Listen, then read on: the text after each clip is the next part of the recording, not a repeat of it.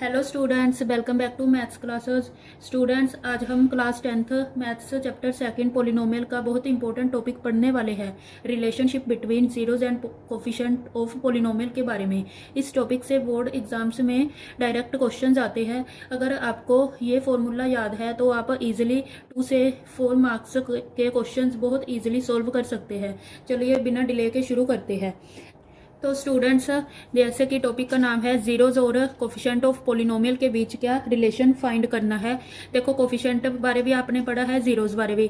Polynomial, zeros of polynomial क्या होते हैं, वही होते हैं ना, पिछली क्लासेस में हमने पढ़ा था कि यहाँ की एक्स की वैल्यू जो पुट करके पोलिनोमियल जीरो बन जाए उसे क्या कहते हैं, पोलिनोमियल, जीरोज ऑफ पोलिनोमियल, यही होता है ना। और आपने कोफिशिएंट बारे भी पढ़ा हुआ है। सो इनके बीच रिलेशन क्या होता है वो हमने फाइंड करना है। तो इसकी स्टैंडर्ड फॉर्म क्या होती है, स्टैंडर्ड फॉर्म होती है ना ए एक्स स्क्वायर, क्वाड्रेटिक में यही होती है a x square plus b x plus c, where a not equal to zero, यही होती है। लेट कर लेते हैं हम, लेट इसके जीरोज क्या है, अल्फा और बीटा क्या है, इसके जीरोज है। ओके, तो वेयर ए और बी क्या है, A B coefficient of x है और सी क्या है, सी कांस्टेंट टर्म है ना। अगर इस पोलिनोमियल के देखो जीरोज अल्फा और बीटा है तो इनके और कोफिशिएंट के बीच एक रिलेशन होता है। इनके बीच रिलेशन क्या होता है, sum of zeros is equal to होता है minus coefficient of x divide coefficient of x square. मतलब सम ऑफ जीरोज यानी alpha plus beta is equal to coefficient x का क्या है, b upon coefficient of x square क्या है, ए। तो सम ऑफ जीरोज देखो ये होते हैं, अल्फा प्लस बीटा इक्वल होता है माइनस बी अपॉन ए। और प्रोडक्ट ऑफ जीरोज क्या होते हैं, प्रोडक्ट ऑफ जीरोज होते हैं equal constant term divide coefficient of x square. मतलब सी अपॉन प्रोडक्ट ऑफ जीरोस क्या होते हैं, अल्फा इंटू बीटा क्या होता है, कांस्टेंट टर्म यानी सी अपॉन ए। ओके, देखो स्टूडेंट्स, से हम एक एग्जांपल लेते हैं, 2x square minus 8x plus 6, ये है ना। तो इन सब में 2 क्या है, कॉमन ले लेते हैं। अंदर बचा x square minus 4x plus 3, यही बचा।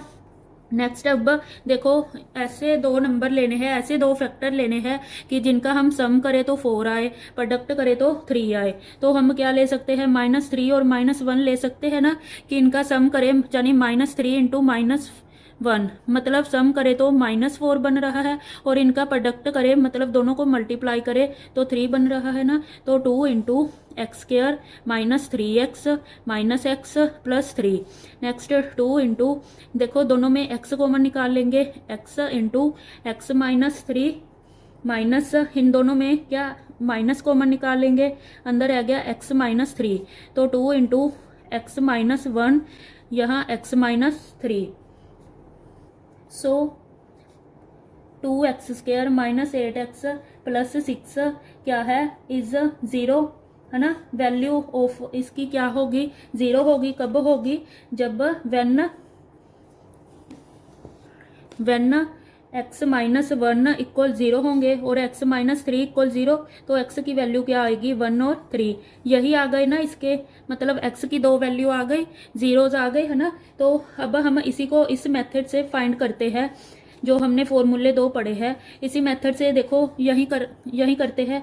अब हम इसी को इस मेथड से अगर करें, 2x square minus 8x plus 6, तो सम ऑफ जीरोज क्या होते हैं, सम ऑफ जीरोज होते हैं माइनस बी अपॉन ए, मतलब कोफिशिएंट ऑफ एक्स क्या है, coefficient minus into coefficient of x क्या है, -8 divide coefficient of x square. X square का कोफिशिएंट क्या है, 2, माइनस माइनस प्लस, ये इसके साथ कट हो गया, ये आ गया 4। तो सम ऑफ जीरोज क्या आ गए, 4। नेक्स्ट प्रोडक्ट ऑफ जीरोज क्या होते हैं, अभी पढ़ा था ना, constant term divide coefficient of x square. यहाँ कांस्टेंट टर्म क्या है, 6 है, और कोफिशिएंट ऑफ एक्स स्क्वायर का कोफिशिएंट है 2, इनको कट किया, ये आ गया 3, है ना। तो सम ऑफ जीरोज आ गए 4 और प्रोडक्ट ऑफ जीरोज क्या आया, 3। देखो हमने इधर भी क्या फाइंड किया था, एक्स की जो वैल्यू आई थी 1 और 3 आई थी। देखो इन दोनों का सम करेंगे, अगर हम सम करें तो 1 और 3 का 4 ही तो आता है, और यही प्रोडक्ट करें, हम इसकी प्रोडक्ट करें तो 3 ही आएगी, है ना। तो हम इसको मतलब इस तरह से भी फाइंड कर सकते हैं। ये दो फॉर्मूले आपके लिए बहुत इंपॉर्टेंट है। अगर नेक्स्ट एक्सरसाइज आपकी 2.2 है, उसमें अगर आपको क्वेश्चन आ जाए मतलब फाइंड करना है जीरोज और कोफिशिएंट, अगर आपने सम ऑफ जीरोज और प्रोडक्ट ऑफ जीरोज फाइंड करने हैं तो आप डायरेक्ट फॉर्मूला से भी ये फाइंड कर सकते हैं। अब देखो स्टूडेंट, ये तो तब हुआ अगर आपको इक्वेशन गिवन है, फिर आप इजीली क्या सम ऑफ जीरोज और प्रोडक्ट ऑफ जीरोज फाइंड कर लोगे, है ना। अगर देखो इसके रिवर्स क्वेश्चन पूछा जाए, मतलब अगर आपको मान लो सम ऑफ जीरोज भी गिवन हो, सम ऑफ जीरोज भी गिवन हो और प्रोडक्ट ऑफ जीरोज भी गिवन हो, आपने क्या फाइंड करना है। अगर आपको फाइंड करने के लिए बोला जाए कि आप क्वाड्रेटिक इक्वेशन फाइंड कीजिए, तो आप क्या फॉर्मूला यूज करोगे, x square minus sum of zeros into x plus product,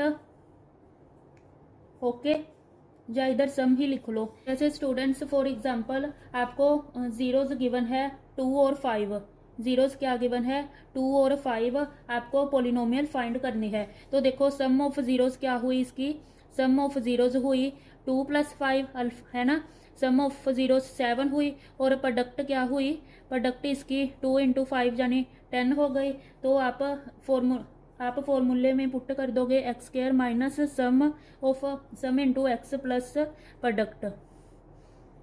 तो ये आ गया एक्स स्क्वायर माइनस सम कितना है 7x प्लस प्रोडक्ट है 10। तो आप इजीली यहाँ से क्या क्वाड्रेटिक पोलिनोमियल फाइंड कर लोगे। सो स्टूडेंट्स आज के लिए इतना ही। कल हम इस चैप्टर की एग्जांपल्स करेंगे जो जिससे आपको अगर थोड़ा सा भी इस टॉपिक में डाउट है वो बिल्कुल क्लियर हो जाएगा। सो अगर आपको ये वीडियो पसंद आई हो तो वीडियो को लाइक कीजिए और चैनल को सब्सक्राइब कीजिए और अपने फ्रेंड्स साथ इसको शेयर कीजिए। Thank you.